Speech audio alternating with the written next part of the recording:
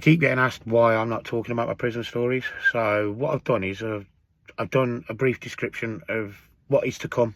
This is what you will be expecting along the way.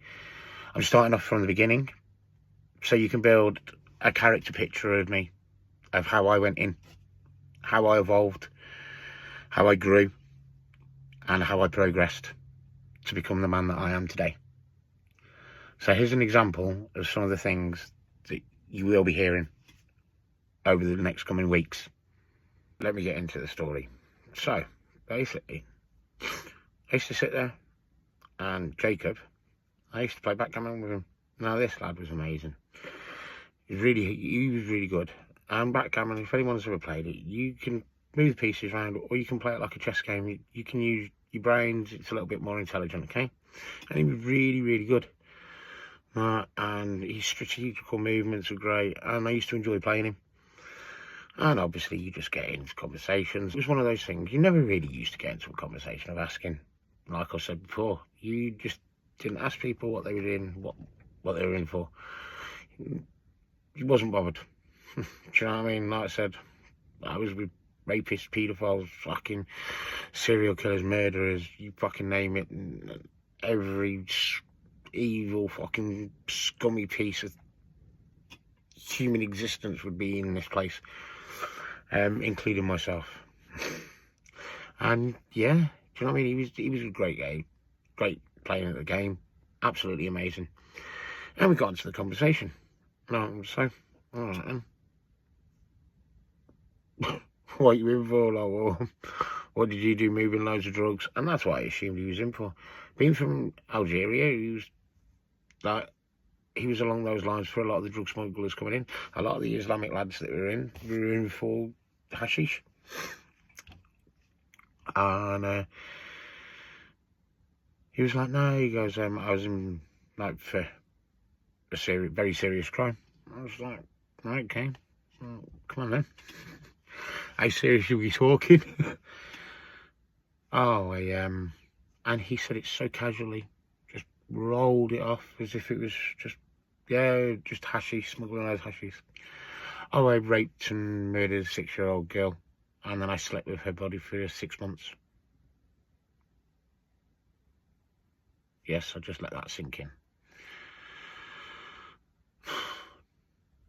My blood boiled. I was like, enraged.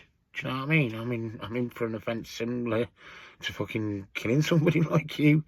And wow. It kind of took me back, and I was like, wow. And he was like, yeah, he goes, but let me explain the backstory. So I'm like, now I'm invested. I want to know now, don't I? Do you know what I mean? You want to know, like, what led to you wanting to sleep with a girl who's dead? Like, you haven't just killed and raped a girl of 6 years old. You slept with her 6 months.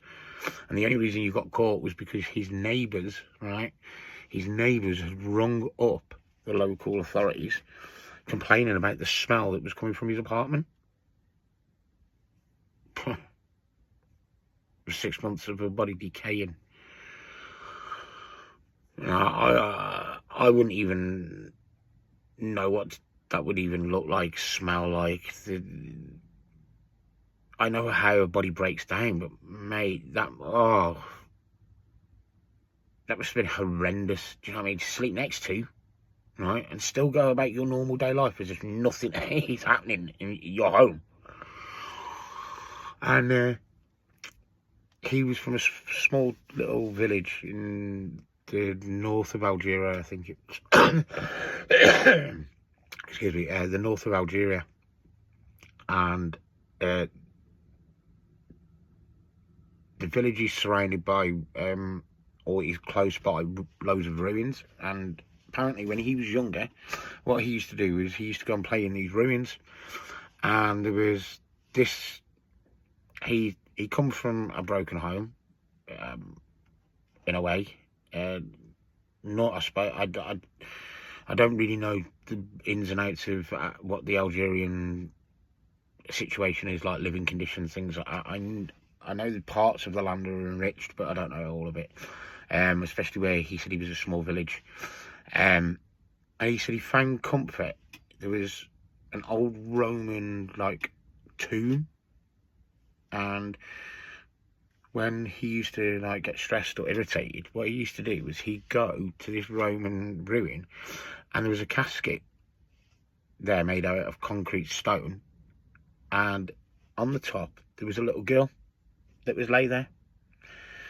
Now, obviously, it's from Roman times, where this must be her grave, or the start of her like stone temple, I think they call them.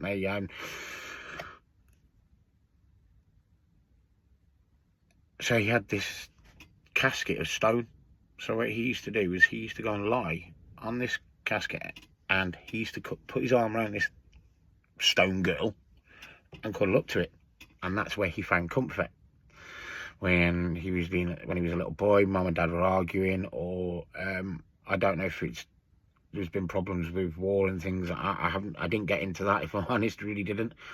But he said like his childhood wasn't like easy. It was like hard for him and that family.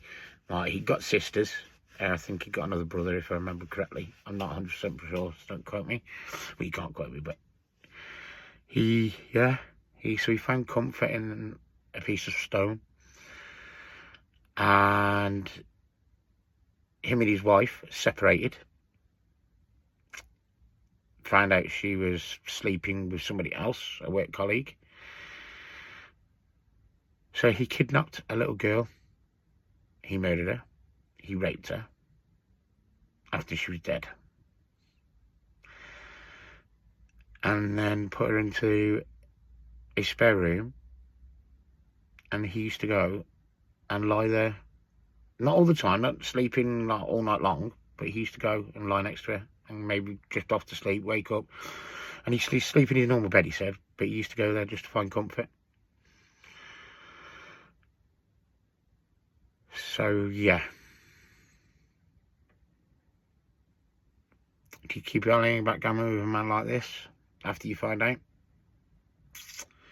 Yeah, I carried on playing backgammon with a guy. Why? I don't know. It turns my stomach thinking about it. Talking about the story makes me feel ill. The twisted environment that I was in, it seemed normal. It was like normalised. Like there was nothing kind of wrong with it. But as we know, there's loads of things wrong with it. It's just, it ain't normal. Well, it's normal, but it isn't normal. It's not normal to go and kill a child. It's not normal to go and rape a child. Let alone go and sleep with a child who's been dead for the last 6 months that you killed and raped. But that's normal.